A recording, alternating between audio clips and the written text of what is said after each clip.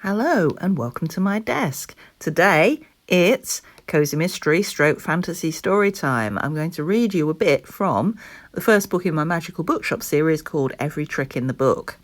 In this part, Gemma, who is a very keen young employee who wants to turn around the bookshop and make it a success, has decided that the thing to do is clean the place. However, the shop doesn't like it and no one else seems very keen either. So I'll tell you a bit about what happens next. Sharp-eyed among you may have noticed that my place marker, hastily put in there, is the wrapper of a Tunnocks caramel wafer. My secret is out. So here we go with a bit of reading. Gemma was stretching into the top right-hand corner of the window when a cough nearly sent her into space. "What are you doing?" inquired Raphael. "What do you think I'm doing?" Gemma replied.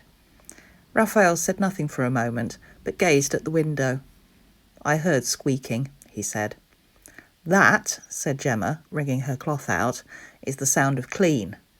She gestured at the bowl. "Look at the state of that water." Raphael frowned. "Why are you using dirty water to wash the window?" "It wasn't dirty when I started," said Gemma between gritted teeth. "Where do you keep your cleaning stuff?" "I need a coffee," said Raphael, "and it needs to be an espresso." "Not like that, I hope," said Gemma, eyeing his dressing gown. Raphael looked down at himself and seemed surprised. "Good point," he said, and disappeared, returning a very short time later in a surprisingly normal combination of cream linen trousers and a white shirt.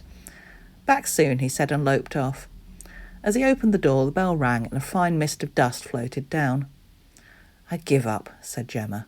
"No, I don't. I am going to get this filthy shop clean if it kills me." Outside, the sun went behind a cloud. "That's actually an improvement," said Gemma, and faced the window again. A few minutes later, the window was, if not sparkling, not noticeably dirty. On the inside, at least.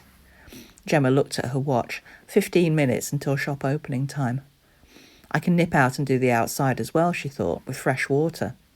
Whistling, she went to refill her bowl and found that without knowing it, she'd managed to use all the washing up liquid. Well, hot water's better than nothing.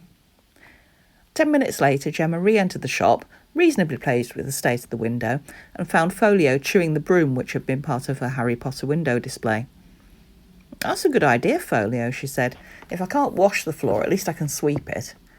She knelt and attempted to take the broom from Folio, but he responded by leaping on top of the bristles and digging his claws into the wooden handle. "If you won't let go," said Gemma, "I'll have to sweep the floor with you as well." She picked up the broom by the end of the handle, since she didn't like the look of Folio's claws, and took it to the back of the shop. "I think Raphael's overfeeding you," she said to Folio as she wielded the broom. "You really are a bit heavy for a cat." Folio hissed and attempted to swipe at her. She had swept most of the dust to the front of the shop when Raphael returned. "If you hold the door for me," said Gemma breathlessly, "I'll just sweep all this outside and then we can open." Raphael raised his eyebrows. "Aren't you going to clean the window first?" Gemma followed his pointing finger and saw that within the last few minutes the entire local bird population had used the shop window for target practice. Her jaw dropped, and the breeze from the open shop door blew a long thread of cobweb into her mouth. "Ugh!" she exclaimed, trying to spit it out. "I'll deal with the window," said Raphael soothingly. "You go and get a drink of water." "I need something stronger than water," muttered Gemma. When she returned from the back room, having taken several deep breaths to calm herself, the window was clean again, and somehow the shop seemed considerably less dirty. Raphael had procured a feather duster from somewhere and was winding cobwebs around it like candy floss. Folio had abandoned the broom and was sitting in the shop window between copies of Cat Watching and The Unadulterated Cat. A couple stopped, pointed at Folio, then entered the shop. Gemma's fists clenched automatically, and she uncurled them with an effort. "Good morning, how can I help you?" she said, stepping forward. "Don't think you've won," she told the shop, in her head. "I'm not going to be beaten by a shop with a mind of its own. And if you think this is over, you are so wrong." She felt something drop on the back of her neck and scuttle under her top, but her smile, now rather forced, never left her face.